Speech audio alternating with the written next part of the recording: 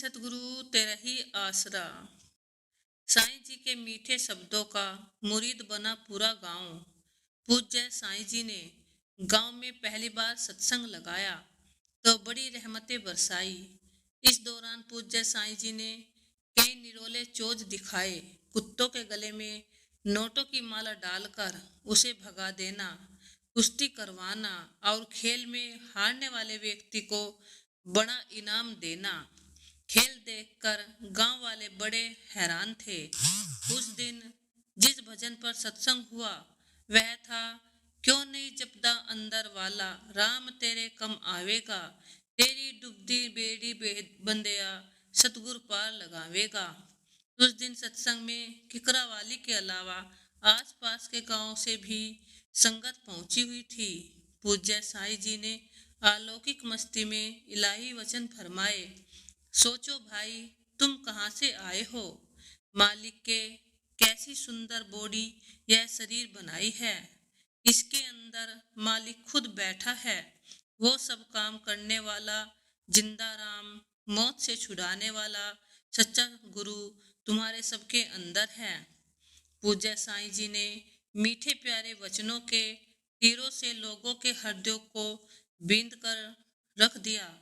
सत्संग के दौरान सेवादारों को सोने चांदी के बर्तन दिए, नए नए नोटों के हार पहनाकर लोगों को आश्चर्य में डाल दिया। पूज्य बेपरवाह जी ने नामदान की बख्शीश की तो कुछ एक घरों को छोड़कर बाकी सारे गांव के बच्चे बच्चे ने नामदान प्राप्त कर लिया। बताते हैं कि उस दिन उन नाम वाले जीवों में एक बुजुर्ग माता माना भी शामिल थी, जो आंखों की दृष्टि से अधीर थी। नाम की इलाही दात बख्शते हुए पूज्य साईं जी ने माता माना को वचन फरमाया, बेटा, चोला छोड़ते समय तेरे को मस्ताना पूज्य बेपरवाह जी की आवाज आएगी। उस आवाज को पहचान कर उसके पीछे पीछे चले आना। यह आवाज तेरे को धुर सचखंड अनामी में ले जाएगी। इस प्रकार पूज्य साईं जी ने गांव पर अपनी अपार रहमत बरसाई। फकीरों का मुंह ही बंदूक है।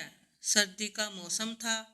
पूज्य साईं जी ने गांव में दूसरी बार सत्संग मंजूर कर दिया। निश्चित दिन पर रूहानी सत्संग का कार्यक्रम शुरू हुआ। पूज्य साईं जी स्टेज पर विराजमान थे। साथ संगत में गर्म जर्सियां, कंबल, टोपे, घड़ियां, स्वेटर, पगड़ियां आदि खूब बांटे जा रहे थे। संगत भी मस्ती में खूब नजारा ले रही थी। इतने में गांव का एक व्यक्ति, इलाका तहसीलदार, एक सरकारी वकील आसपास के कुछ चौधरियों को जीप में भरकर ले आया। कई पुलिस कर्मचारी भी उसके साथ थे। पूज्य साईं जी अपने अखुट खजाने में से इलाही दाते संगियों को निरंतर बांटते रहे और वे सब लोग स्टेज के सामने खड़े होकर इस निरोले खेल को देखते रहे। कुछ देर उपरांत पूज्य साईं जी ने उन लोगों की तरफ देखते हुए पूछा, भाई, आप लोग कैसे खड़े हैं? वे लोग बिना कुछ बोले ज्यों के त्यों अपने अहंकार में ही खड़े रहे। पूज्य साईं जी ने फरमाया, तुम लोग तो बंदूक का निशाना बांधने और इसका घोड़ा दबाने में देर लगाओगे, परंतु फकीरों का मुंह ही बंदूक है। फकीर के मुंह से वचन निकला नहीं और एकदम सब कुछ फना खत्म। मालिक प्रभु के सच्चे संत महापुरुष रूहानी फकीर अपना हर वचन सोच समझकर बोलते हैं और सभी की भलाई के वचन बोलते हैं। यह सुनकर वे सभी घबरा गए। पूज्य साईं जी ने उन्हें अपने पास ही बैठे जाने का हुक्म फरमाया। भाई, यहाँ पर तो केवल आत्मा परमात्मा और अंदर वाले सच्चे राम नाम की बात होती है। हर शख्स आदमी पूछता है कि माया कहाँ से आती है। इसी बात ने ही सभी को चक्कर में डाल रखा है। अपनी आत्मा के कल्याण वास्ते कोई कुछ नहीं करता और न ही किसी को फिक्र है। सब 84 में धक्के खा रहे हैं। ये नाम पर ही आती है और सतगुरु के नाम पर ही लुटा दी जाती है। सत्संग का कार्यक्रम पूरा होने के बाद पूज्य साईं जी ने उन सबको अपने पास बैठाकर चाय पिलाई और बर्फी का भी खूब रज कराया।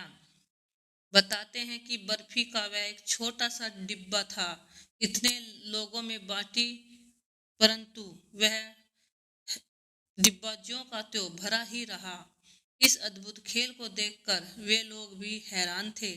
पूज्य साईं जी ने पुलिस के जवानों को नए नए नोटों की 100 रुपए की एक गड्डी भी बख्शीश में दे दी। इससे मिठाई खरीद लेना। उन लोगों ने पहले तो लेने से इनकार किया, परंतु जब सच्चे पातशाह जी ने उन्हें कहा, असी तुम्हें रिश्वत नहीं देते, यह तो सतगुरु के नाम पर आई हुई इलाही दात है, इसे से के लिए तो देवी देवता भी तरसते हैं। बाद में उन्होंने पूज्य बाबा जी की इस इलाही दात को अत्यंत श्रद्धा से प्राप्त किया और धन धन सतगुरु तेरा ही आसरा बोलते हुए आज्ञा पाकर चले गए।